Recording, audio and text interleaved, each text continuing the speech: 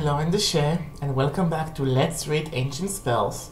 Today again we will be reading some staves from a Galdar book, and this Galdar book is very expensive and difficult to get a copy of it, more than it is to get a translation. I got mine from the Icelandic Museum of Witchcraft, and it was pricey because everything you buy in Iceland is a pricey country. Don't believe me, check around. And it comes in this box which says Grimoire, and it has two books in there which I'll show you. One is the facsimile copy of the original text, which I'll show you, and the other is a translation in several languages. One of them is English. Now, this book is a very interesting one indeed, and it was found in the archives, the private archives of an Icelandic bishop from the 14th century. And one of you might ask, if this is a grimoire, why wasn't it burned or ruined? Well, the reason is because this grimoire was only devoted to good or white magic, and apparently wasn't used much at all. But interestingly enough, and for all of us historical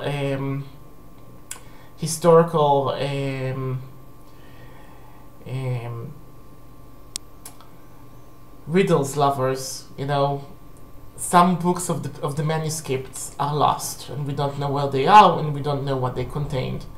Now, the manuscript has a lot of Christian prayers. It's a Christian spell book, like a lot of other grimoires, but quite unsimilar to the other Galdar books that were found and translated. So, without further ado, let me show you the facsimile. Today I'm reading a protection spell. This is the facsimile of the original 14th century book. And the staff, there are actually 3 staves. I'm showing you 1, 2, and 3. That one. And those staves were used for some sort of protection. It was a special protection. Now, this is the first staff. Let me read to you what it does.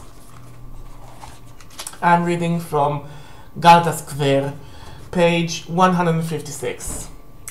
These first 3 circles, the first to give protection from all the deceptions of the devil and attacks by enemies and despair.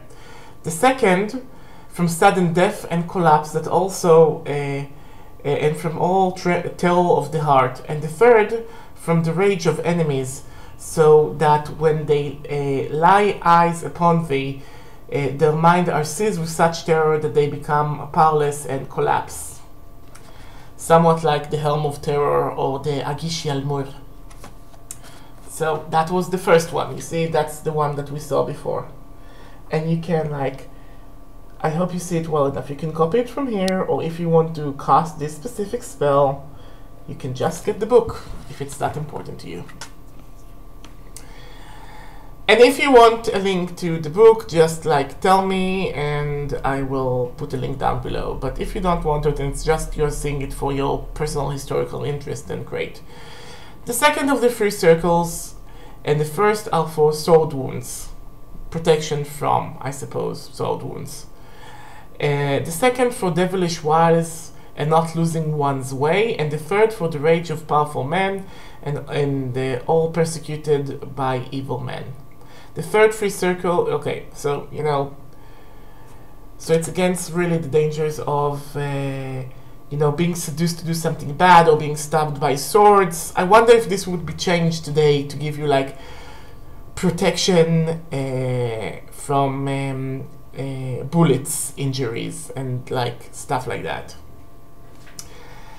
So, that's the second one. Let me show you the second one. Again, if you want to draw them or copy them.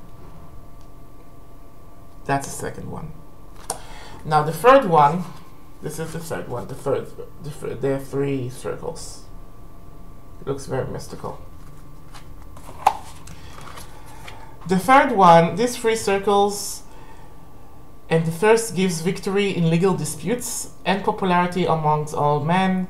The second for all fear, and the third protects against vices of the body and debauchery. These 9 circles shall be borne on the breast or on either side when one is expecting one's enemy. meaning, you know, you are supposed to either draw them on yourself or on some parchment and carry them on your breast like a breastplate. It's an actual shield or on one side. And I bet it's the meaning of it, like, you know, don't stab me from the side, don't stab me in the chest, sort of thing. Now, interestingly enough, this spell has two elements that, you know, that are relevant for us, which is today. First of all, the notion of a circle as a protective form. Something that, you know, you don't find in many... You find them in, like, you know, medieval and Renaissance time grimoire, like you cast a circle, like a circle that like you're standing in and summoning a spirit, and the circle is protecting you. But so very rarely do you see something where you actually carry this circle on yourself, and the protection lies by the sacred words and forms encompassed in said circle. That's one. Two, is the fact that we are talking about 9 circles. It's 3 times 3, so this is another ancient spells that values the protection and summoning and magic by doing some 3 times 3 charm. So this is one of those charms that you do them 3 times 3, and it's fascinating in my point of view to see that those symbols, you know, using the ability to read and write like words and text as something that is magical and powerful, the 3 times 3, and you know, the fact that we're talking about circles, it's like it's basically like reflects to a modern witch from the mists of beyond and telling us, hey, we were doing something very similar. So again, 14th century, this is quite old. This is also quite old. We are talking about the beginning of Renaissance in Europe. So, I really hope you had a lovely Walpurgisnacht or Beltane. And remember, all the magic and all the sources and all the things that we do, it has its source, it has its origin. One just needs to go and search and find how this was done many years ago. It was not born out of an empty space. Have a lovely month of May. Bye bye.